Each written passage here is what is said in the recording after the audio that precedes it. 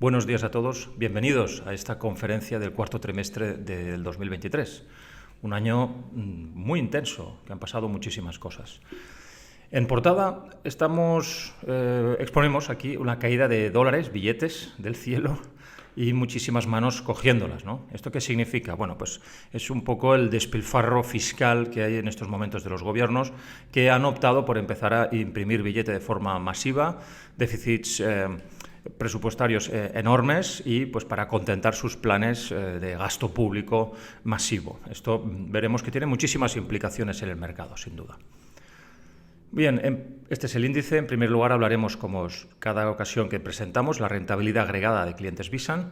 Veremos una vista de pájaro, qué tal ha ido el año. Guerra, política, descontrol fiscal, inflación, todo va muy unido. Hablaremos especialmente de oro y China, que creo que necesitan en estos momentos una mención aparte, y hablaremos brevemente de Visa en largo plazo y las conclusiones. Bien, la rentabilidad agregada de clientes Visan. Este no ha sido un buen año para nosotros, a pesar de la subida de los mercados. En el año 2022 también fue un año muy malo para los mercados y nuestra caída fue moderada, ¿vale? Ahora explicaremos y expondremos un poco cuál es la evolución de estos últimos años para que se pongan también las cosas un poco en contexto. A nivel de asset allocation, poca variación desde el último trimestre, prácticamente inalterado, salvo que ha habido un pelín más de blindaje. Y recordemos que el blindaje se modifica en función de la planificación financiera de las familias, ¿no? Con lo cual no es una decisión de inversión, sino es una decisión de planificación. Muy bien, la rentabilidad agregada, aquí vemos hasta este año, el Eurostoxx ha subido de forma importante, un 19%, lo mismo que el IBEX, mientras que nosotros nos hemos mantenido en el terreno negativo. La vivienda en España ha tenido un muy buen comportamiento, un muy buen año, y los bonos, a pesar de las caídas importantes de los dos últimos años, han recuperado con fuerza este 2023, sobre todo la última fase, el último trimestre, ¿no? Ha sido un buen año para la renta fija. Aquí podemos ver un poco la evolución desde que empezamos a invertir. Al final tampoco podemos juzgar una gestión por un buen año o un mal año. O sea, yo creo que nosotros somos de los que hay que analizar las cosas en tendencia y bueno, y la tendencia es buena, pero con un mal año. Pues vendrán mejores años sin lugar a dudas. Muy bien, aquí vemos la evolución a 5 años vista, es decir, a 5 años vista nosotros hemos mantenido una senda de crecimiento, seguimos manteniéndola, inclusive con este año 2023, es decir, que los que empezaron a invertir con nosotros, este ratio es un ratio para nosotros importante, puesto que a nivel de planificación financiera tenemos los 5 años vista para que las inversiones a largo plazo produzcan fruto, den fruto. Tenemos este plazo de 5 años, no lo decimos porque sí, sino porque sabemos que la realidad se impone y hay momentos buenos y no tan buenos. Aquí vemos en estos momentos cuál es la rentabilidad agregada de clientes Visan con un estudio que hemos hecho en relación a cómo ha ido Visan. ¿Qué hubiera ocurrido pues, en cualquier entidad financiera con carteras a largo plazo? Y estoy hablando a largo plazo, no depósitos, etcétera, ¿no? Conservadora, neutral y dinámica. Entonces nosotros el benchmark podríamos poner aquí el MSCI World o solamente el Eurostoxx, dado que nosotros tenemos una inversión en muchos mercados y muchos factores. Por ejemplo, cuando vamos a Estados Unidos no solamente es el S&P 500, también invertimos mucho en small caps. Entonces hemos hecho las proporciones que más o menos nosotros estamos utilizando, ¿no? Un 30% de S&P 500, un 30% de Russell, que son las empresas de pequeña capitalización americanas, un 20% de Eurostoxx y un 20% de Eurostoxx 600, que ya incluye empresas de mediana y alguna más pequeña capitalización en Europa. Entonces, ¿qué ha ocurrido? Que esto uno no invierte a largo plazo solamente en acciones, tiene una parte en bonos a medio plazo, medio y largo plazo. Cuando alguno tiene una cartera muy conservadora, estamos hablando de rentas vitalicias, que uno dice, mira, yo no quiero tener ningún riesgo, yo simplemente quiero rentas vitalicias y cada año ir cobrando una renta. Nos parece muy bien, pero estas rentas vitalicias están invertidos en su grandísima mayoría en bonos a ultra largo plazo, bonos normalmente gubernamentales que van a 20, 15, 20 y 30 años vista, ¿no? Así es como funciona. Y estos precisamente son los bonos más arriesgados, los que tienen, parecería que tienen menos riesgo, pero no lo es, todo lo contrario, su valoración fluctúa de forma importantísima. Con lo cual, bueno, Cuando nosotros estamos hablando de una cartera a largo plazo, a largo plazo conservadora, invertiría un 30% de sus activos en acciones, que en este caso pues tenemos exposición en el S&P, Russell, Eurostoxx y Eurostoxx con mid caps. Pero el otro 70% sería en Euro Aggregate Bonds, son bonos europeos a medio plazo, medio y largo plazo, estaríamos hablando de duraciones de 7 a 8 años. Porque vamos con un horizonte a largo plazo. La cartera a largo plazo neutral, que es, bueno, gente ya quizá a nivel, digamos, bancario, ¿no? de bancas privadas, un 50-50 ya sería, pues gente que se acerca pues a los 55 años, 60 años, que estaríamos ya hablando de la mitad en activos bursátiles, la otra mitad en activos de renta fija. Y finalmente, el plazo dinámico es un 80-20. Pues bien, nosotros en 2021 fue un año muy bueno a nivel de acciones y la renta fija ya empezaba a dar signos de flaqueza. Algo raro, porque nos tenía acostumbrados a muy buenos resultados en estos últimos 50 años. Y vemos como una cartera conservadora hubiera cosechado muy buenos resultados, cercanos al 6%, una cartera neutral de un 11-12% y una dinámica del 20% en el año. Visan obtuvimos casi un 13%. En 2022 fue un año muy duro a nivel bursátil, de hecho hubo fuertes correcciones.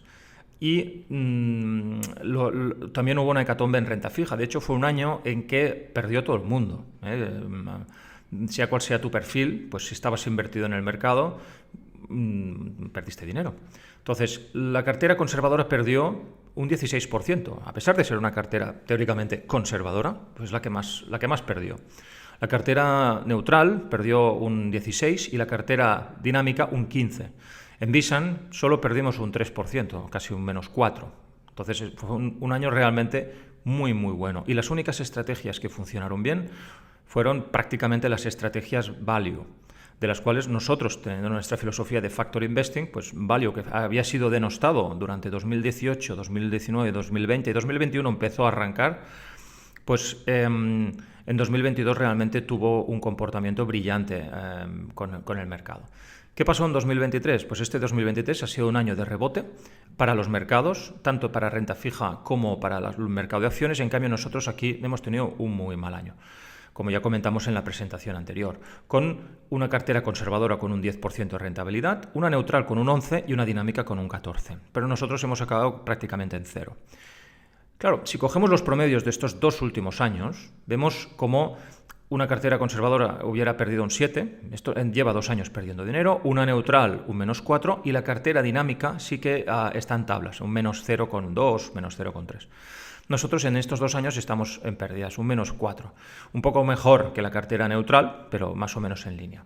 Si miramos el plazo de estos 3 últimos años, vemos cómo una cartera conservadora estaría perdiendo dinero, básicamente por la excesiva exposición en renta fija y el batacazo que sufrió en 2022, con un cómputo global de un menos 2,65. No se ha recuperado aún de las pérdidas. Una cartera neutral hubiera cosechado un 5%, escaso 5%. Y la dinámica un importante 17%. En nuestro caso estamos en un 8%, mejor que una dinámica, peor que una dinámica y mejor que una neutral. Estamos entre medio. No es un resultado para nosotros para echar cohetes, porque deberíamos haber obtenido mejores rentabilidades, sin lugar a dudas, pero el cómputo no es un cómputo que estemos ni muchísimo menos fuera de mercado, al contrario. Muy en línea con lo que han conseguido pues, rentabilidades con allocations pues, neutrales o hasta un cierto punto dinámico. Muy bien. Si vemos, JP Morgan nos ofrece su cuadro de rentabilidades también, pero claro, incorpora siempre commodities, inversión en commodities, si la gente invirtiera pues, en oro o en petróleo, etcétera, etcétera, cosa que no es habitual, y también en activos inmobiliarios cotizados a través de REITs, y que tampoco es muy habitual aquí en España. Pero la allocation que hubieras conseguido este año es de un 14%, un poco en línea también al que tendría pues, una cartera dinámica de este año, pues un 14%, un pelín mejor que la neutral. Muy bien, entonces esta visión que vamos a exponer ahora es una visión de los mercados a largo plazo. Solemos ponerla porque conviene saber en qué momento estamos para no dejarnos llevar por las subidas y bajadas. Es bastante habitual que el mercado fluctúe de forma agresiva para que la mayoría de gente pierda. O sea, el mercado está hecho así y no es baladí. Es decir, si todo el mundo ganara, pues, bueno, todo el mundo sería rico y no es cierto, ¿de acuerdo? Entonces, nosotros sabemos y tenemos muy claro que la principal clave del éxito a la hora de invertir, podrás acertar mejor o peor en inversiones, pero lo peor que te puede suceder es perder la disciplina. Por ejemplo, malos años del 2022, por ejemplo, los que hemos visto recientemente, si no sigues un plan de disciplina, mucha gente hubiera vendido para luego perderse la subida del año siguiente, ¿no? Entonces, la disciplina es el factor número 1 de éxito y es lo que nosotros cuidamos más, sobre todo con todo el proceso que hacemos de planificación financiera. Fijaros cómo a largo plazo los mercados bursátiles retribuyen de forma importante al inversor. No podemos decir lo mismo de los mercados de renta fija, en los que dependiendo de la época y de los tipos de interés si suben o bajan, las retribuciones pueden ser relativamente malas. Y en esto siempre tenemos que ir con muchísimo cuidado. ¿Dónde estamos ahora? Pues en un mercado secular alcista, probablemente que termine en 2032. Fijaros cómo los mercados se repiten. No es exacto, evidentemente, cambian las cosas, pero vemos, por ejemplo, el mercado secular bajista del año 2000 al 2013 empezó en el máximo del .com, intentó volver a subir durante la subida que hubo de real estate americano, pero las acciones no llegaron a superar el top, para desplomarse y luego volver a subir. Y luego ha sido una senda alcista. Interesante el que los plazos de corrección suelen ser los mismos.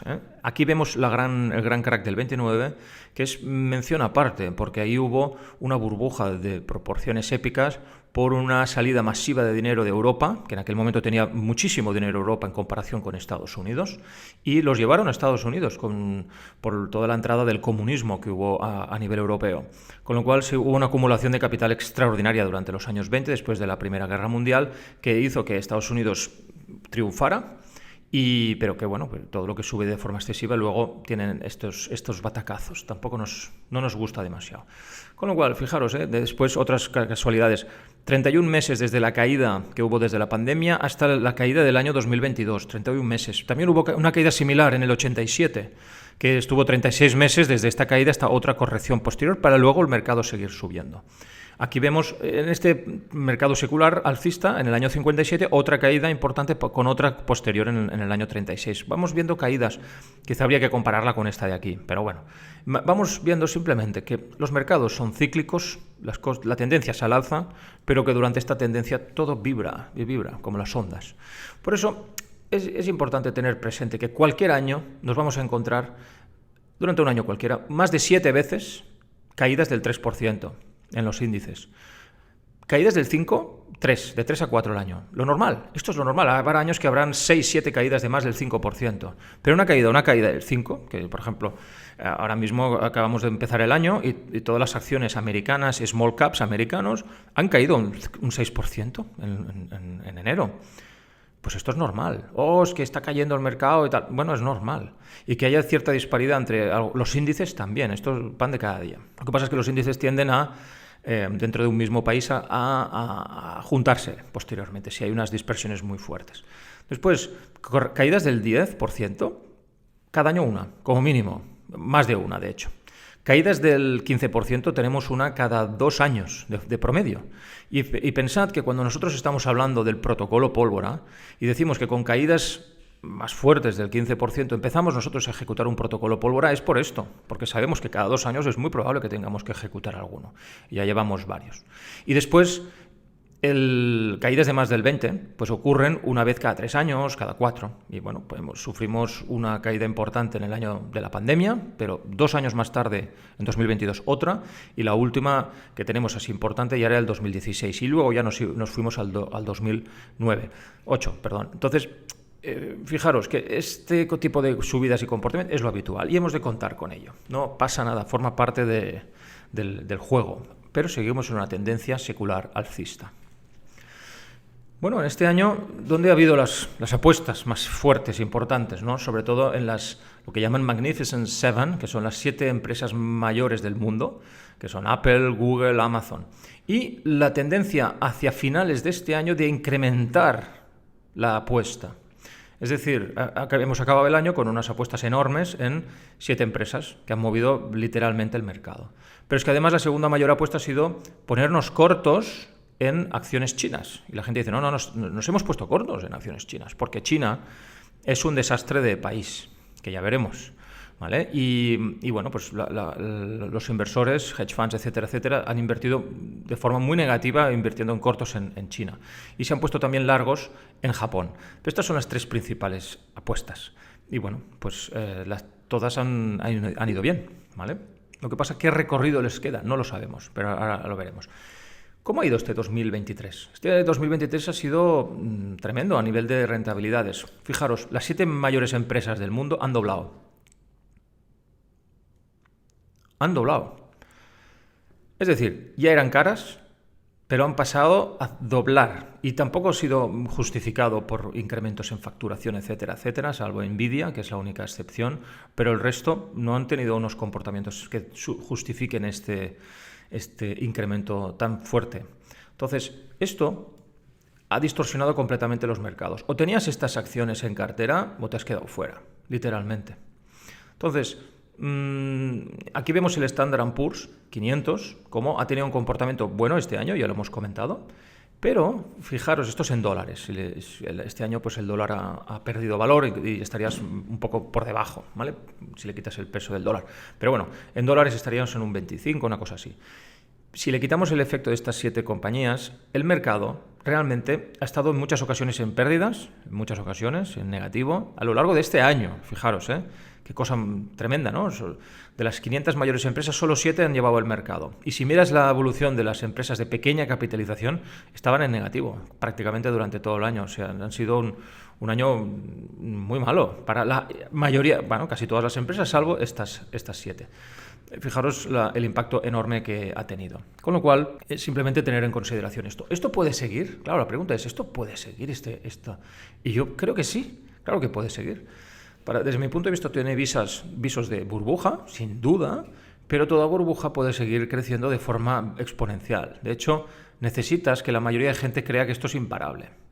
Y pienso que se está llegando a una situación de este estilo, en la que todo el mundo cree que esto es así. Y esto tiene una repercusión muy fuerte en los índices principales, ¿no? Nasdaq o en S&P, que han ido muy bien, etcétera, etcétera. Entonces, bueno, tiene una repercusión muy importante en muchísimos aspectos. Si vemos el S&P 500 por sector, este gráfico te está mostrando cada línea es la evolución de un sector. Por ejemplo, tienes desde industriales, tienes las utilities, los bancos, tienes las empresas de healthcare, de medicina, tienes energía, materiales, etcétera, ¿no? Fijaros que la única que ha ido bien realmente es tecnología. El resto siguen por debajo del máximo que se consiguió en 2021. Es decir, lo lógico, si no tienes estas acciones o no tienes una proporción muy fuerte en este sector tecnológico, es que el resto del mercado, todo el mundo, está por debajo. Aún sigue en una fase de corrección. Y de hecho esto se observa mucho mejor en los índices de small caps, que tienen menos exposición en tecnología y es muchísimo más variado. Y en ellos se ve pues, que realmente el mercado en general no ha subido tanto ni muchísimo menos. Cosa aparte es la energía, que se desplomó por culpa de la pandemia, pero ha tenido una recuperación realmente importantísima durante el año 2021 y 2022. Pero en todo caso estamos por debajo. Esto es importante, es ver cómo está el conjunto de la economía, salvo esta distorsión que está en estos momentos. Y ojo, puede seguir, y de forma importantísima. Aquí vemos otro gráfico también muy interesante, en el cual captura a lo largo de los años los sectores que acabamos de ver, qué porcentaje representan del S&P 500. Vimos en los años 80, con los embargos del petróleo, guerras que hubo, etcétera, pues la burbuja energética, porque subieron los precios del petróleo y literalmente las empresas Exxon y compañías se forraron. Y parecía, bueno, pues una burbuja energética de aquel momento. Desde entonces no les ha ido muy bien, no han hecho más que perder pues, papel, ¿no? Dentro del sector. Pero bueno, llegó un momento que era impresionante. Cuando un sector tiene más de un 20%, cuidado, porque probablemente esté en una situación excesiva. Después hubo la burbuja tecnológica en el año 2000, que también se exacerbó y rápidamente se cerró. En el año 2005, 6, 7 hubo la burbuja financiera, los bancos eran todopoderosos, también en gran parte por todo el tema inmobiliario, y el crecimiento era brutal, y luego ya sabemos lo que pasó en 2008, en 2009, el varapalo que siguieron. Y actualmente ahora tenemos una expansión otra vez de la parte tecnológica de forma masiva, de hecho es la expansión, digamos, de las más masivas que se han visto, con una proporción ahora del 29%, ¿no? Esto, bueno, pues se seguirá así, no lo sabemos, pero en todo caso, históricamente, pues no augura muy bien, ¿no? Porque hay otros sectores que, por lo que sea, pues tomarán el liderazgo, los ciclos se acaban, todo cambia, en fin, el mundo no es lineal, es totalmente cíclico. Y aquí vemos un poco la exposición, la relación que hay entre la evolución que ha habido de las acciones americanas respecto al resto del mundo, ¿no? Hemos visto que cuando las cosas van muy bien en América, pues sí, el resto del mundo no le va tan bien como la burbuja, pero a lo que tenemos ahora es una acumulación masiva de capital en Estados Unidos. Y un incremento, por ejemplo, en el S&P 500 del porcentaje de estas 7 empresas que representan del total. Es decir, si en 2012 y 2013 la proporción era del 5 al 10% del papel de estas acciones dentro del global, que es una cosa más sana, más repartida, ahora mismo ha ido subiendo de forma brutal. Se corrigió un poco en el año 2022 con las correcciones bursátiles, pero se ha vuelto a disparar ahora mismo de forma, si cabe, aún más extrema, porque el resto de sectores no han rebotado con tanta fuerza ni muchísima menos, solamente el sector tecnológico. Y fijaros qué subida, que ahora mismo pues del S&P 500 pues 32%, 33%, o sea, es un tercio, está repartido en solo 7 compañías. Es poca diversificación, pensamos. Pero bueno, ha ido muy bien y les ha ido muy bien, ¿vale? ¿Esto va a seguir así? No lo sabemos, pero lo que tenemos claro es que cualquier tendencia fuerte, ¿vale?, puede seguir siendo muy fuerte, pero como más fuerte es la tendencia y más parabólica, mayor es la caída. Pero si no empieza, eso seguirá subiendo, clarísimamente. La tendencia marca el ritmo de los mercados hasta que ocurra algo que obligue a cambiarlo, ¿vale? Y nosotros no nos podemos aventurar a decir cuándo va a pasar, ¿vale? Aunque somos muy conscientes de que fuertes subidas de tipos de interés, esto evidentemente no les ayudaría, pero bueno, ahora mismo la Reserva Federal precisamente está pensando en bajar los tipos de interés, pero lo que más afecta son los intereses a largo plazo, no tanto los de corto, pero bueno. En fin, ¿y qué otro factor vemos? Ahora se acaba de anunciar a principios de este año, que es oficial, pone Morningstar, ¿no? Por primera vez los fondos pasivos, el volumen gestionado por fondos pasivos, supera los fondos activos. Y esto es muy interesante y yo lo considero un momento histórico. Es decir, ahora mismo, en 2024, por primera vez llevan muchísimo más capital que la gestión activa, que es que, bueno, oye, ¿qué crees tú que va a ir? Y haces tus apuestas. Y dices, mira, yo creo que esto puede ir por aquí, por allá, etcétera. Entonces es curioso, porque la inversión pasiva replica los mercados. Y los mercados, sobre todo, se ven movidos por gente activa. Y cada vez es menos proporción, hay menos proporción. Lo que al final resulta en que toda la inversión pasiva no hace más que exacerbar y es procíclico.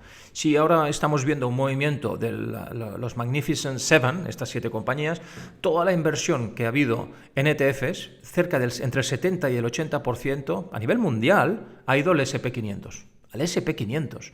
Y el S&P 500, sobre todo, han invertido en aquellas empresas de más capitalización, con lo cual se crea un efecto procíclico, cada vez más fuerte. Pero claro, esto es un arma de doble filo, porque tanta inversión pasiva, que está muy bien, llegará un momento en que lo único que está haciendo es exacerbar las valoraciones de unas pocas compañías. Esto, a la que se vuelva en contra, también exacerbarán caídas, porque todos se van a poder vender también lo mismo en el mismo momento. Con lo cual, bueno, esta filosofía de inversión pasiva, que tiene su sentido en su lugar, ¿vale? Nosotros no creemos en una inversión pasiva 100%, ni mucho menos, pero sí que tiene su cabida y su lógica, y de hecho nosotros tenemos algunos fondos pasivos. Vemos como efectivamente exacerban, son procíclicos, con lo cual es un factor más de riesgo a tener en consideración. Por último, ¿cuál es la situación, pues, de mercado a nivel de sentimiento, ¿no? El sentimiento, bueno, le preguntas a la gente, oye, ¿cómo ves el futuro? ¿Estás contento? ¿Cómo ves la economía? Etcétera, etcétera, ¿no? Entonces, evidentemente, cuando la gente está contenta, curiosamente no es tan bueno para los mercados. Si la gente está eufórica, pues sabemos, los mercados se acaban en momentos de euforia, pero todo el mundo está contento. En cambio, cuando la gente no está muy contenta, pues hay cabida para seguir subiendo. Por eso, en el año 2010, el pesimismo abundaba, 2009, después de la crisis. Y, de hecho, el buen humor, digamos, o las percepciones fueron subiendo poco a poco. Cuando llegara un momento bueno, pues entonces vino una crisis de la pandemia y después la crisis del 2021 y ha vuelto a mínimos lo que es el sentimiento de mercado. Esto no es malo, es bueno, y de hecho ya nos gusta, lo que da a pie a pensar que el mercado secular alcista en el que estamos tiene años por delante en positivo. O sea, no estamos enfrentándonos a una situación de hecatombe ni muchísimo menos. Creemos que el mercado de acciones es un mercado saludable y luego lo veremos, con sus más y sus menos, pero bastante saludable. Y fijaros, cuando en los años 90 hubo la crisis, en el año 90, el sentimiento también cayó, se deterioró de forma muy importante, lo cual también era un buen momento para estar invertidos. Y de hecho, el sentimiento fue mejorando poco a poco hasta el gran top del año 2000. Es interesante ver qué sentimiento tiene la gente, pero no nos debemos alegrar de que estén contentos, al contrario, ¿no? Si la cosa no va muy bien o la gente no lo ve muy bien, eso es claramente positivo. Y esto mismo ocurre en Europa en estos momentos. Los momentos de euforia, pues bueno, suelen coincidir con máximos de mercado o momentos que, ojo, y cuando se desploma el sentimiento del consumidor, pues es positivo a partir de entonces. La caída no, evidentemente es que hay una corrección en el mercado. En estos momentos el consumidor europeo y el americano no están muy contentos, lo cual augura que seguiremos teniendo probables subidas de mercado, no digo cada año, pero el mercado tiene una tendencia a subir en estos momentos. Y por último, importante ver en qué situación a nivel de ciclos nos encontramos en estos momentos. Estamos en año electoral. Pensamos que es un año tremendo. No solamente electoral de Estados Unidos, que es la primera potencia, y a todo el mundo le importa lo que va a pasar.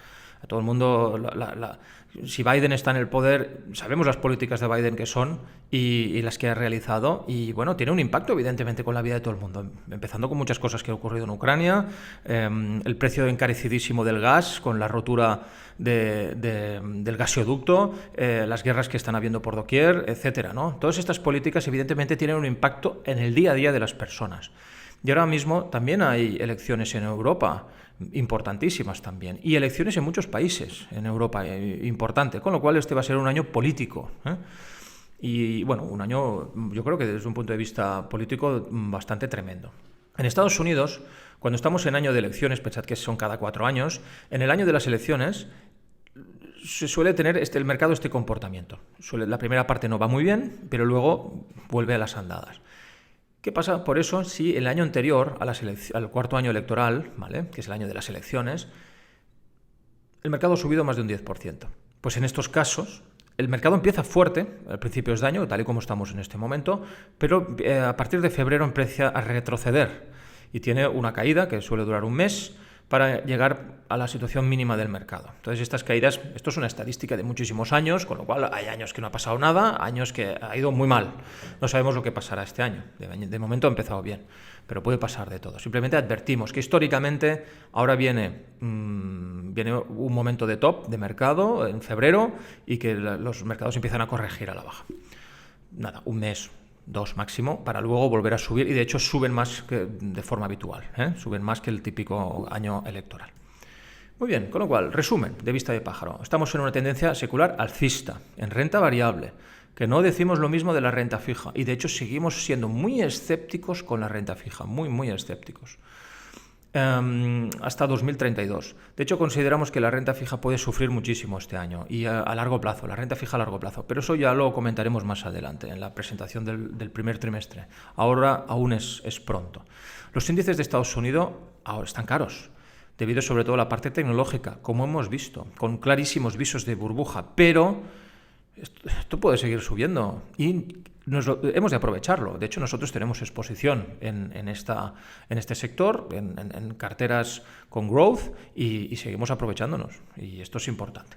La inversión pasiva, como hemos visto, retroalimenta, es procíclica este tipo de burbujas, y los valores más comprados son ampliamente soportados por toda la inversión pasiva, que pensamos, lo que hemos dicho, que es un arma de doble filo. Toda burbuja estalla, el mundo es cíclico, no, el mundo no es una línea recta, es totalmente helicoidal, con lo cual, cuidado. Y es necesario diversificar. De hecho, tenemos una exposición evidentemente en crecimiento, pero aparte hemos de tener otros sectores muchísimo menos. Nuestra política no puede ser invertir en el S&P 500 con cerca de un 30-40% en exposición tecnológica, que es una barbaridad, sino que hemos de tener muchísimo cuidado en un 30%, perdón, tenemos que tener muchísimo cuidado no tener sobreexposición en este sector y hemos de diversificar, es clarísimo. En otros sectores muchísimos más baratos que los hay en estos momentos y de hecho tienen muchísima más capacidad de crecimiento. Todos estos, la mayoría del mercado, de hecho amplio, no ha crecido tanto y tiene mucha más capacidad de crecimiento. Muy bien, pasamos al siguiente apartado, que es guerra, política y descontrol fiscal e inflación. Todo pensamos que va muy unido. Aquí vemos la situación que ha habido con el canal de Suez. El canal de Suez es uno de los dos puntos importantes de tráfico, digamos, embudos del tráfico marítimo. Y bueno, ya sabemos lo que ha pasado con la guerra que se está desarrollando en Oriente Medio y los conflictos que hay ahora con los piratas de Yemen, etcétera, etcétera, que bueno, no es más que Irán, ¿no? Son apoyados por Irán y esto es una guerra en toda escala, en toda regla. Y bueno, pues esto evidentemente ha tenido un impacto en el transporte. Pensemos que pasó lo mismo en la pandemia. ¿Y qué pasó luego? Que después de que el transporte marítimo, que es el principal medio para poder mover las mercaderías de un lado a otro en el mundo, porque es la más barata con absoluta diferencia, pues se está parando. Y es más caro, se están doblando literalmente los precios de transporte. Lo que esto evidentemente produce inflación. Y eso lo empezaremos a ver. Y empezó así, en el año 2021 y 2022. Empezó por la subida importantísima de los precios del transporte. Con lo cual, ojo, y además se ha juntado, pero eso ya es un tema más de casualidad, con las sequías que ha habido en el canal de Panamá, que es el otro gran embudo del transporte marítimo, y que, bueno, han caído en picado. Con lo cual, todo esto está disparando los precios a corto plazo. Una subida de precios se traslada a lo largo de la cadena de valor. No pensemos que es una cosa puntual y no pasa nada. Esto evidentemente cuando suben los precios y el transporte tarda también mucho más tiempo, hay roturas de stock, ¿vale? Se encarece todo mucho más, con lo cual, ¿qué hace la gente cuando empieza a haber roturas de stock? Acopia mucho más y compran mucho más a corto plazo, con lo cual retroalimenta la subida en precios y en algún momento crea el efecto látigo. Vuelven a bajar de forma violenta, etcétera, etcétera. Con lo cual, los movimientos producidos por este tipo de shocks no son nada bueno. Y esto ha sido fruto de una cosa, es una sequía y la otra es una guerra. Pero bueno, las guerras hasta cierto punto se podrían evitar. Después, vemos que un tema por política se está en una situación de gasto público importante. Al final, tú sigues unas políticas de despilfarro o sigues unas políticas de contención. Y en estos momentos, después de la pandemia, estos Estados Unidos, que se llevó a término unos déficits públicos de forma importantísima, básicamente solamente te los puedes encontrar en épocas de guerra, lo que vimos en la pandemia.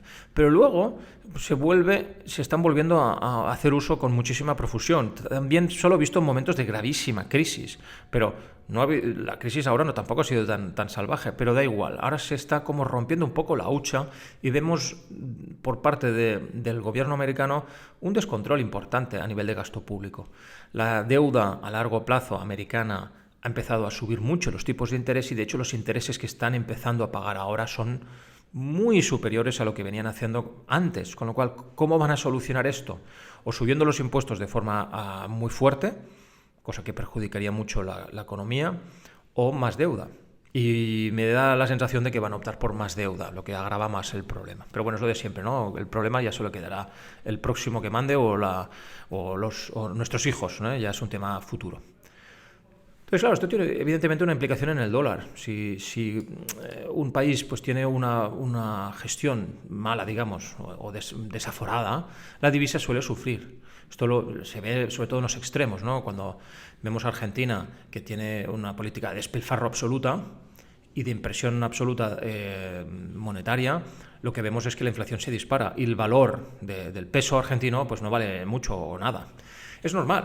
Entonces, ¿qué pensamos? Que bueno, que esto tiene un impacto importantísimo en los mercados. Por ejemplo, y lo vemos aquí, esto es el índice S&P 500, cuando el dólar sube y se aprecia, el S&P cae. Cuando empiezan a intentar ajustar el dólar para que no caiga tanto, ostras, el S&P sube. Que luego viene otra época de subidas del dólar, pues el S&P corrige. Y fijaros, ¿y qué importancia tiene el dólar? Entonces uno tiene que pensar, anda, pues las rentabilidades de los mercados tienen mucho que ver con la divisa, especialmente el dólar. Yo digo sí, por eso es importantísimo tener relativamente claro, nadie sabe lo que va a hacer el dólar, pero tienes que tener claro el impacto enorme que tiene la divisa en el funcionamiento del mercado.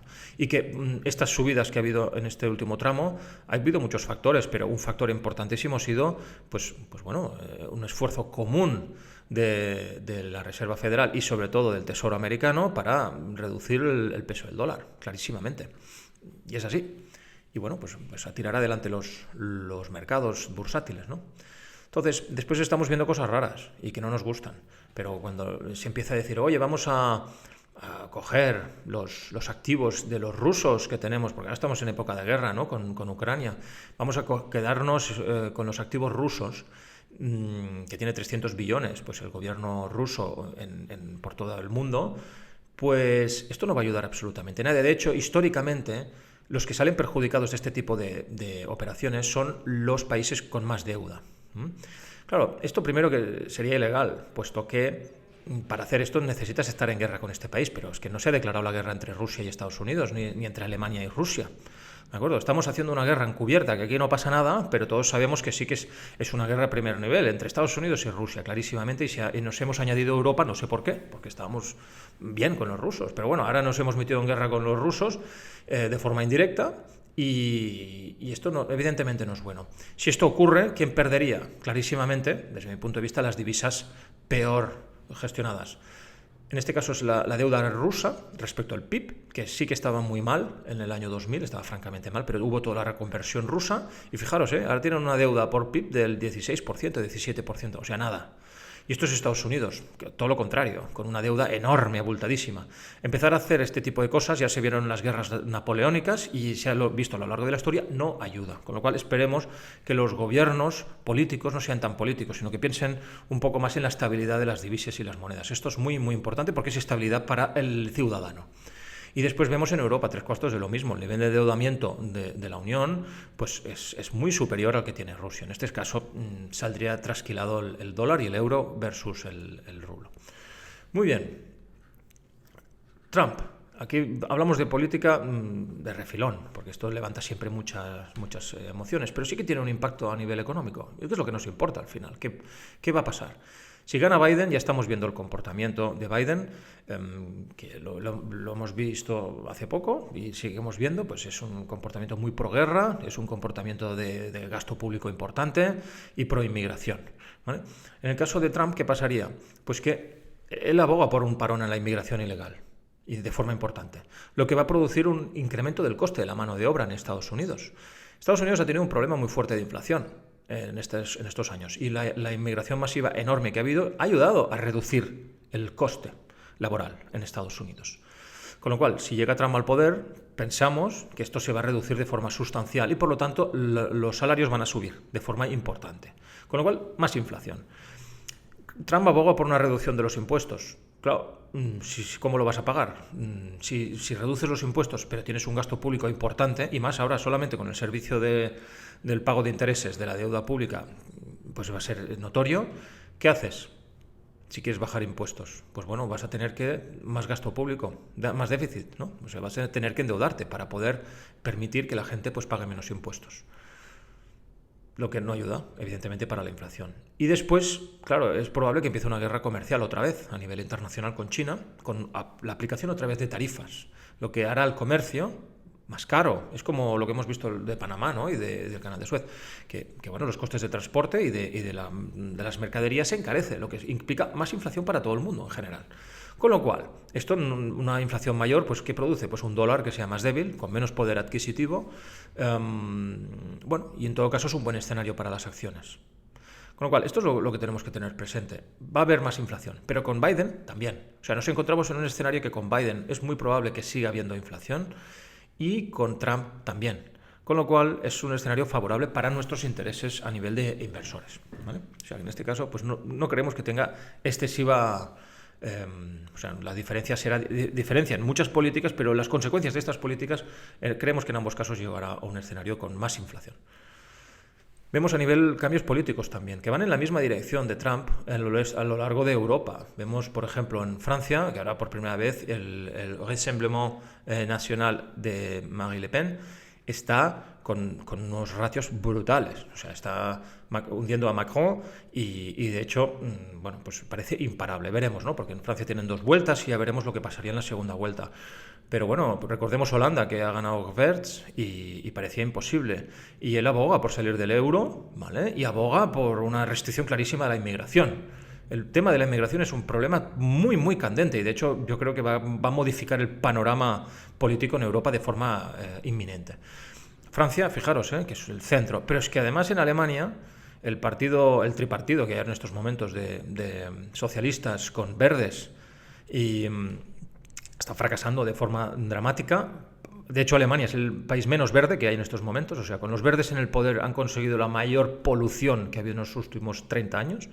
Han cerrado las nucleares, que casi no polucionan, y se han puesto a quemar carbón y literalmente reventar sus bosques para quemarlos con el carbón que hay debajo. O sea, algo es absolutamente absurdo, que dices que ¿cómo puede un gobierno verde hacer estas cosas? En fin, cosas que pasan. El pueblo alemán dice basta.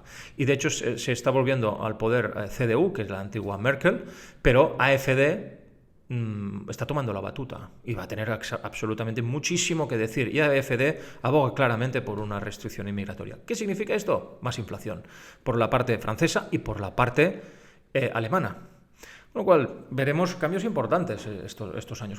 ¿Y esto en qué dirección? Lo que nos interesa a nosotros, pues es probable que en estos próximos años haya más inflación de la que nos parece. Y los activos inmobiliarios y las acciones nos protegerán. Y finalmente, pues vemos aquí la situación de inflación en Estados Unidos. Esto que vemos en rojo es la inflación, importante, llegó a términos del 8-9%, y esto vemos el crecimiento económico. Hubo un muy fuerte crecimiento en el año 2021, pero el 2022 se fue desacelerando. De hecho, en 2023 pensábamos que entraríamos en una situación claramente de recesión, que no acertamos. De hecho, hubo un cambio importante.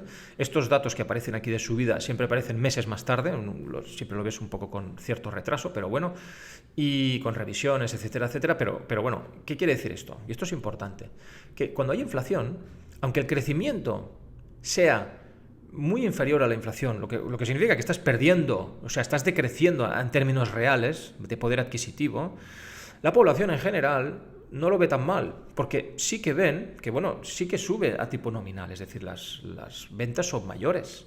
Aunque los costes te han subido mucho más, tú sigues vendiendo más. Y la sensación es, bueno, la cosa sigue. Tengo más ventas, más facturación, más, etcétera, ¿no? Y es una falsa sensación de crecimiento. Bueno, se esconden las crisis. Esto es lo que yo llamo estanflación, ¿vale? Y de hecho ya avisamos de que es muy probable que hubiera un periodo de estanflación y es lo que está sucediendo. Ahora mismo el crecimiento en Estados Unidos está empezando a tomar una senda robusta, pero la inflación no está controlada con el 1 y el 2%, sino que sigue estando por encima. Y de hecho la última medida de inflación de ahora, rabiosa actualidad, ha vuelto a subir. O sea, la sensación de no, la inflación ya está controlada, pensamos que no. Se resiste a bajar y pensamos puede volver a subir. No digo que esto suba ya y pues esto puede seguir la senda bajista, pero los distintos ingredientes que vemos en el mercado, puede haber sorpresas con inflación al alza en un tiempo que pillen a más de uno pues por sorpresa. Muy bien, y por último, esto ya lo comentamos en la última presentación, la inflación no viene y se va, viene, se va y vuelve, y son oleadas, y solamente cuando cuesta mucho eliminarla, ¿vale? Y es como una plaga, entonces, bueno, pues hay que ir tratándola. Lo mejor es tratarla de forma muy agresiva desde un principio y así consigues aplastar el problema. Pero claro, las guerras es de lo más inflacionista que existe siempre. Cuando hay una guerra entre dos países la inflación se dispara. Y ahora si el mundo entero está entrando cada vez en más conflictos bélicos, pues evidentemente no augura nada bien. Descontrol fiscal, políticas, bueno, en fin, inflación. Vemos en España, es importante ver la parte española, cómo parece que la inflación se haya controlado. Veremos, porque está empezando a subir otra vez el precio de la gasolina y veremos cómo va el resto de materias primas, porque parece que están empezando a volver a animarse las cosas. Lo iremos viendo. Pero bueno, ha sido una buena noticia, la verdad, que los precios se hayan calmado porque llevamos un par de años tremendos. Como resumen de este apartado, la guerra de Ucrania y Oriente Medio producen enorme inflación. Y además tenemos el problema de China y Estados Unidos con Taiwán, que evidentemente esto tampoco ayuda. La inflación en Japón está cambiando su política monetaria. Por primera vez están pensando en revertir sus políticas de control de la curva de tipos, lo que va a implicar una gran repatriación de fondos de Estados Unidos hacia Japón, lo que implica menos demanda de la deuda pública americana, lo que implica que los intereses a largo plazo americanos pueden subir de forma importante. Lo mismo pasa con China. Las malas relaciones diplomáticas con China hacen que los chinos crean que no puedan invertir en deuda pública americana. Es más, vemos que si quieren coger el dinero ruso, que es lo que estamos viendo, como la guerra en Rusia, pues cogemos el dinero que tienen los rusos, muchos países toman nota y dicen, si el Occidente se cree que sin estar en guerra te pueden literalmente coger el dinero, pues no son gente de fiar, con lo cual no queremos deuda pública americana, porque te la pueden coger cuando les dé la gana. Con lo cual aún van a pedir más rentabilidad porque tiene más riesgo. Con lo cual, el descontrol en las finanzas públicas, además, tarde o temprano puede implicar más inflación de lo previsto y devaluación del dólar. Curiosamente, porque cuando no debería pasar, ¿no? Si suben los tipos a largo plazo, tú pagas más por el dinero y deberías suponer una subida. Eso pasa si es un país serio, pero a la que el mercado percibe que no lleva un buen control, pasa al estilo argentino, ¿eh? Que ya veremos con Milei, porque va a cambiar. Si este hombre no lo quitan, no sabemos cómo, si se mantiene en el poder y sigue aplicando las políticas como está haciendo, vamos a ver uno de los mayores milagros económicos en muchísimo tiempo, de la mano de Javier Milei en Argentina. En épocas de fuerte gasto público, la economía suele crecer de forma robusta, a pesar de que la inflación sea un poco más elevada que el crecimiento, con lo cual nos podemos encontrar con unos buenos años a nivel de crecimiento económico, cosa que celebramos y mucho. Y esto es un escenario bueno en acciones. Esto es el resumen que queríamos decir. Finalmente, queremos hacer una mención a oro y China. El precio del oro, aquí vemos la evolución. La gente suele pensar que el oro es una forma para protegerte de la inflación. Y realmente no es así, no te protege de la inflación. Lo que te protege sobre todo es de la confianza en los gobiernos. Es lo más importante. Y de shocks importantes de este estilo, a veces de guerras o cosas raras, ¿no? Con lo cual, cuando pasan cosas de descontrol o guerras o hay mucho miedo, pues la gente suele confiar más en el oro, ¿no? Porque dices, bueno, es este dinero que tengo en depósitos, yo qué sé cuánto tiempo va a estar, o no me fío del dólar, o lo que sea, ¿no? Pues la gente se fía al final del metal.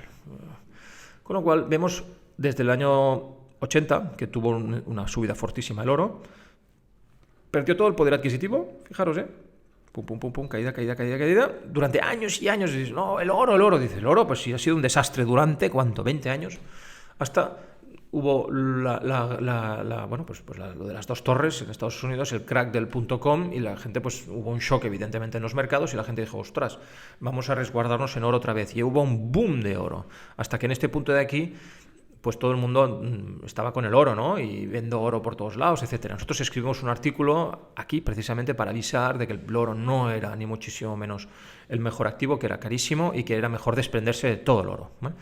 Y bueno, pues hemos visto la evolución posterior, que ha sido bastante desastre, pero en cambio ahora nos empieza a gustar, y mucho, en estos momentos. Esto es un comportamiento de Cup and Handle de libro y estamos esperando la evolución final. Ha intentado superar el máximo, no ha podido una vez, 2, 3, 4, no ha podido. Entonces puede ser que haya un susto a la baja importante, que pueda bajar hasta aquí o hasta aquí abajo, ¿eh? O sea, puede haber un susto para eliminar completamente a todos los compradores y limpiar el mercado. Esto podría pasar perfectamente, pero creo que en este año 2024 pueden haber sorpresas muy importantes a nivel de oro. Si hay una caída previa a esta subida, pues será una caída que va a empujar muchísimo los activos. También puede ser que en estos momentos empiecen a subir ya directamente, puede ser, porque están en una zona de máxima tensión. Esto lo iremos viendo, pero el oro es uno de los activos que ahora mismo más nos gusta. Además, nadie lo recomienda. El 70% de los asesores, la exposición en oro es cero o no llega al 1%, o sea, 0, algo, o sea, inexistente. Un 27% tienen del 1 al 5, bueno, pues aún está. Y un 2% del 5 al 10. Ahora mismo nosotros abogamos entre un 5 y un 10. Estamos aquí, en este momento. Un poco en contra de lo general, porque ahora todo el mundo se está desviando de la parte tecnológica, pero pensamos que ahora empieza a ser un buen momento. A pesar de que este año puede en algún momento caer de forma importante el oro, cosa que será insisto, es como un tirachinas, porque todos los ingredientes están para que empiece un nuevo mercado secular alcista de oro. Y empezará, pero si o ya o después de una caída tirachinas, que digo. Con lo cual, la gente no está invertida. ¿Qué quiere decir esto? Que si este mercado empieza a funcionar, muchísima gente que no está en él va a empezar a estar. Y hay mucha gasolina de por medio. Eso es bueno. Y después vemos cómo nosotros no invertiríamos en oro directamente. Lo que haríamos es a través de empresas mineras. Pero vemos ya que llevan 30 años denostadas. ¿Esto qué significa? Es el ratio entre el oro y lo que valen las cotizaciones de las mineras. Y vemos cómo, a pesar de que el oro ha llegado en este tiempo otra vez a máximos, ¿vale? Vemos que las cotizaciones de las mineras no representan la subida del oro. ¿Qué es lo que se traduce en esto? En que ahora una empresa minera, al estar tan poco valorada, genera mucha rentabilidad por el precio que pagas. Tiene unos ratios de valoración espectaculares, literalmente, o de generación de free cash flow. O sea, estamos hablando de valoraciones realmente extremas. Y digo extremas porque estamos viendo verdaderas oportunidades en este sector. Con lo cual nos gusta mucho el sector del oro por la situación que nos depara, que hemos visto antes, geopolítica, política, de despilfarro gubernamental, etcétera, etcétera. Esto invita al oro, ¿vale? Y si además estamos hablando de que estamos en un momento histórico baratísimo a nivel de empresas mineras, bueno, pues tenemos bastantes ingredientes para que esto funcione muy bien. Y por último, hablamos de China. Bueno, todo el mundo habla mal de China también, ¿no? Pero bueno, hemos hablado del sentimiento antes, ¿no? Al principio hemos dicho, oye, cuando todo el mundo lo ve mal, generalmente es bueno, porque si empieza un nuevo mercado alcista y la gente sigue diciendo, ya, pero esto, nada, olvídate, eso es el ingrediente que necesitamos precisamente para que funcione y siga subiendo las acciones. No sabemos cuándo será el mínimo del mercado chino, no lo sabemos, lo mismo que en el mercado de emergentes, pero sí pensamos que se está empezando a formar un mínimo importantísimo, tanto en Argentina como en Brasil, como en China. Y China para mí es el más potente de todos, la que tiene mayor capacidad porque es el más denostado y de los más baratos, excepción de Argentina, que es el más barato de todos por motivos obvios, pero que puede dar una sorpresa también espectacular. Entonces aquí hay un tema muy importante. Hemos hablado de que el mundo es cíclico y la preponderancia de los activos en Estados Unidos ha sido brutal, también en gran parte acompañado por los quantitative easings que ha habido en Estados Unidos que han manipulado el dinero, ¿vale? Han creado una burbuja importante desde mi punto de vista y ahora las tornas, ya desde el 2022, han ido a favor, os parecía que empezaban a ir a favor de emergentes, pero este 2023 ha roto otra vez esta tendencia. Bueno, está aquí un poco, digamos, mareando la perdiz en estos momentos. ¿Esto ha pasado en el pasado? Sí, ha pasado en algún otro momento, que sí, parece que sí, pero no, ya lo veremos. Simplemente comentar, y esto como curiosidad, yo cuando he contrapuesto los momentos en que hay overperformance de la inversión pasiva, que ahora pues ha habido muchos momentos, curiosamente encaja bastante bien, casi prácticamente al año, con los momentos en que Estados Unidos le va bien. Entonces, cuando le va mejor a los mercados emergentes o Europa, curiosamente la inversión pasiva empieza a ir mal, ¿vale? Y no va tan bien, los resultados son más pobres. Para los propios americanos, para ellos mismos, imagínate, hay implicaciones en dólar y hay muchas otras implicaciones. Con lo cual, si ahora estamos empezando una época en que entramos en un mercado secular favorable para los mercados emergentes o mercados no Estados Unidos y que esta línea, bueno, pues esta subida lila empieza a formarse, podría pasar, no sabemos lo que pasará, pero podría pasar de hacerse. Yo auguro, a lo largo de los datos que yo dispongo desde los años 80, datos de Morningstar, ¿no? que puedes ver si es mejor la pasiva o la activa. ¿Ves cómo que es posible que la inversión pasiva empiece a ir peor que la activa? Puede pasar, no lo sé. La correlación está ahí, es interesante verlo. Las valoraciones, Estados Unidos muy caras en comparación con China. Es interesante ver que la valoración actual, el PER, digamos, de los próximos 12 meses americanos de 20, la gente está pagando 20 veces, o sea, un 5%, digamos, de rentabilidad esperada a 12 meses. Japón 14, Europa es mucho más barata, estamos en 13, emergentes están 12, pero es que China está en 9, cerca del mínimo, uno de los mínimos históricos. Muy interesante, muy interesante, China realmente está barato. Y digo interesante porque la economía china es casi el PIB chino, es como el americano. Pero en cambio el PIB americano ocupa el 70% de las cotizaciones a nivel mundial y el chino no llega al 2%. Teniendo la misma creación de riqueza y con un potencial muchísimo mayor, con crecimientos muy superiores al americano, con una clase media que, bueno, pues que en estos momentos llega, la clase media china prácticamente es la suma de la europea y la americana, y creciendo, con lo cual, bueno, es un monstruo lo que hay ahí, y en un momento muy barato y muy denostado. Nos gusta. De hecho, las valoraciones, estamos en una época de los últimos 80 años las más baratas.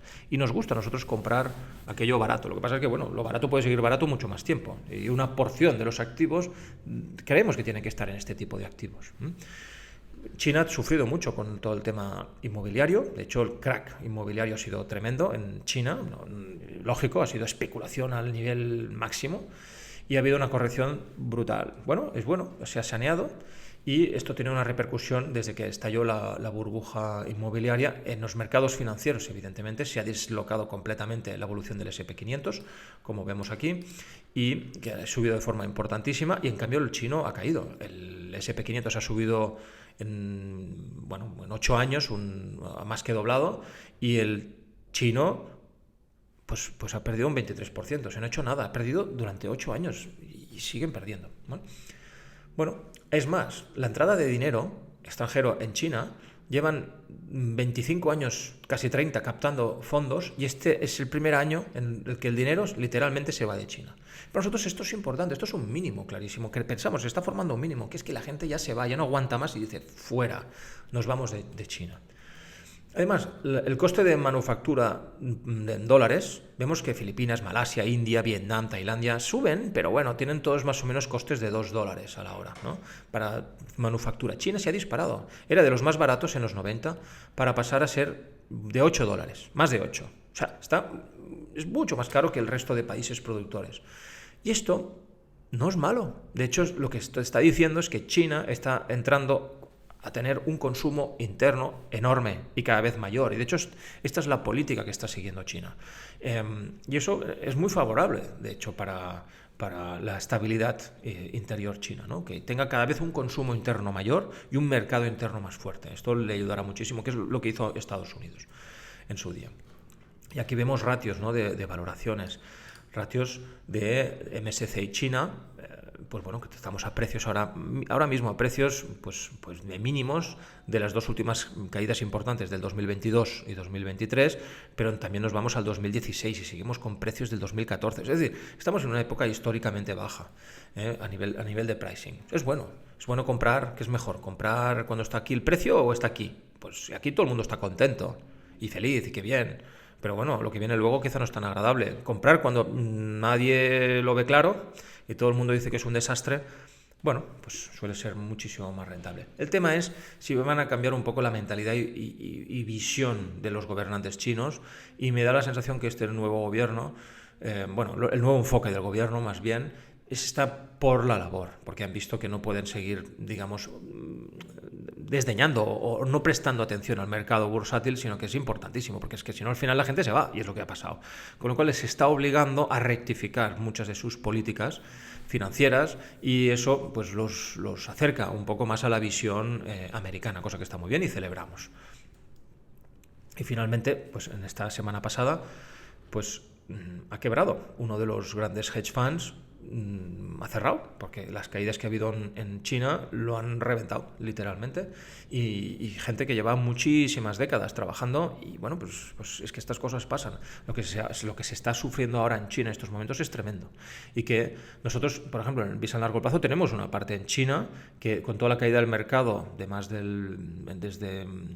toda la caída del mercado en estos últimos 6 meses más o menos, nosotros empezamos a tener inversión aproximadamente cuando hicimos el gran cambio, a partir de junio, y el mercado desde junio ha corregido un 20 y pico %. Nosotros hemos subido con las partes de esta China, pero hay gente que sí, que no. O sea, hay acciones que han ido muy bien, pero hay algunas que han ido francamente mal, ¿vale? Y el sufrimiento ahora a nivel chino es enorme. Insisto, comprar cuando todo el mundo vende, o como decía Rockefeller, ¿no? Comprar cuando hay blood on the streets, ¿no? Que hay sangre en la calle, que todo es un desastre, suele ser muy, muy rentable. A corto plazo no, porque a corto plazo puede seguir cayendo y nadie sabe, no, yo compraba en el mínimo, imposible. Bueno, nosotros pensamos que es imposible. Pero tener una exposición controlada, sin hacer locuras, en unos activos muy potentes, pues vale la pena. Con lo cual, creemos que las cosas se están arreglando en China. El mercado inmobiliario, que es el que ha producido toda la crisis, se está recuperando. Dio amagos a principios del 2023, pero para volver a caer, y ahora vuelve a levantar cabeza. Veremos si se mantiene. Pero han hecho un gran trabajo. Llevan 3 años de crisis, 3 años de corrección. Normalmente son 2 a 3 años los que se necesitan. El gran crack del 29 fueron 3 años. 3 años.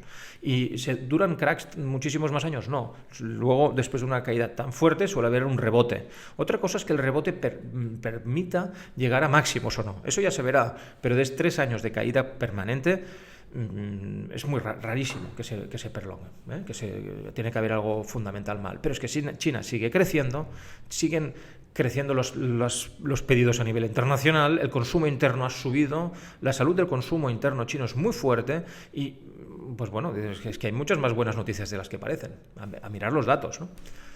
Muy bien, total, que creemos que es importante tener una cierta exposición tanto en China como en oro, como diversificación a la apuesta también que tenemos, evidentemente, en la parte tecnológica.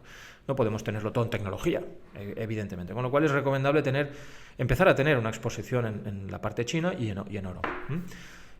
Parece que en China ahora es un buen momento por la situación tan crítica que se está sufriendo, pero bueno, puede seguir cayendo, lo sabemos, pero comprar ahora a muy buen precio, si nos esperamos un cierto tiempo, pues comprar muy barato siempre suele salir bastante bien, ¿vale? En relación al oro, pues pueden pasar muchas cosas. Vemos toda la situación fiscal, causa electoral en Estados Unidos, etcétera, etcétera, que puede provocar que finalmente el oro empiece a subir mucho. En cualquier caso, si estamos equivocados, pues bueno, evidentemente se corrige, pero intentamos tener un grado de diversificación. Es importante para no tener todos los huevos en el mismo sitio, que esto es lo que nos ha provocado problemas importantes a principios del año pasado. Muy bien, Ibiza en largo plazo, un mal año, ¿vale? Empezamos muy mal el año. A partir de los cambios que hicimos, bien, la verdad, las rentabilidades que hemos conseguido han superado los índices en la segunda mitad del año, pero bueno, lo importante al final ha sido un mal año, nos ha obligado a hacer una reconversión y una reclasificación de las estrategias, con lo cual volvemos a una diversificación importante por modelos de inversión, que son los factores de toda la vida que hemos seguido haciendo, lo tenemos, ¿vale? Y si tenemos algunas patas nuevas, como por ejemplo ahora tenemos algo más en oro y en China, pues en su sitio, controlado y sin excesiva exposición, ¿vale? La estructura que empezamos a partir de junio, pues tenemos un factor investing del 70% y este 30% es donde ahora mismo tenemos aquí la exposición en oro y China, ¿vale? Es un poco la clasificación que tenemos de la estructura del fondo. Y evidentemente pues tenemos una exposición en empresas de crecimiento, tenemos exposición en los grandes ganadores que ha habido este año, también la tenemos evidentemente, y bueno, pues seguimos con ello. Conclusiones de todo lo que hemos ido viendo. Estas conclusiones ya se pusieron tienen más de un año ya, y estuvimos hablando de lo que creíamos que podría pasar, que era un periodo posible de estanflación como así ha sido, y que era importante protegernos con activos inmobiliarios y acciones sobre todo, ¿vale? También ciertos metales preciosos, ¿vale? y tierras de cultivo, ¿eh? La parte que más nos atañe a nosotros y la que la mayoría de gente miramos en la planificación es la parte de inmuebles, en las que pensamos que es un buen recurso antiinflación, y acciones, evidentemente. Ha sido 2023 un buen año en general para las acciones. Seguimos pensando que hay el cambio de ciclo. Pasamos de la economía virtual a la productiva, y además con los cambios políticos que estamos viendo, lo que implicará una mayor cerrazón de fronteras y etcétera, lo que va a provocar es que la industria se repatrie, ¿eh? La industria se va a volver un poco pues cerca de Europa o en Estados Unidos. ¿Por qué? Porque es que no va a ser tan barato fabricarlo en China, que ya hemos visto que están subiendo los precios de forma importante, sino que también por todas las dificultades en tarifas, transporte, etcétera, etcétera. Al final dices, es que no me vale la pena. O sea, aquí cerca lo podemos hacer bien, de calidad, etcétera, etcétera. Con lo cual, estos son factores que están cambiando y van a ir cambiando la tendencia, lo que implica también una cierta inflación. La volatilidad de las acciones seguirá siendo importante. ¿Por qué? Porque el mercado está hay una sobreextensión de valoraciones en la parte tecnológica, y esto no sabemos qué va a pasar, pero si sigue subiendo será sobre todo gracias a también extenderse aún más las valoraciones. no tanto por un incremento importante en facturación, porque estas empresas ya son tan grandes que son el mundo entero ya, o sea, es que son enormes, con lo cual su relación ya está muy cercana a lo que es el crecimiento orgánico de los países, con lo cual no se justifica, y es cuando las valoraciones si siguen subiendo de forma importante será porque se paga más, o sea, los precios porque se valoran mucho más, y esto en algún momento puede revertir con fuerza, y si revierte con fuerza, pues del mismo modo que te puede subir de forma agresiva, te puede caer de forma agresiva. Por eso vemos bastante volatilidad. No haremos nunca suficiente hincapié en todo el tema de la planificación financiera y toda nuestra modalidad de blindaje. 5 años, pensar en una mentalidad 5 años. ¿Qué rentabilidades necesitamos a 5 años vista? Pensad que en estos 5 años hemos conseguido una rentabilidad del 30, ¿vale? Un 30 y pico. Que no es de nuestras mejores, tampoco es de las peores, pero habiendo tenido malos años. Fijaros, en estos 5 años hemos tenido un año muy malo, este último, y también años buenos, y el promedio nos sale un 30. ¿Vale?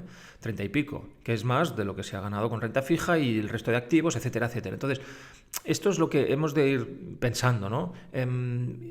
Este tipo de rentabilidades que se pueden ir consiguiendo a 5 años vista. Esto nos lo da la planificación financiera. Porque si no, nos instalamos en el cortoplacismo máximo. Uy, esta semana ha subido, lo ha trabajado, no sé qué. Y estamos con esta locura que no funciona y además no es sano.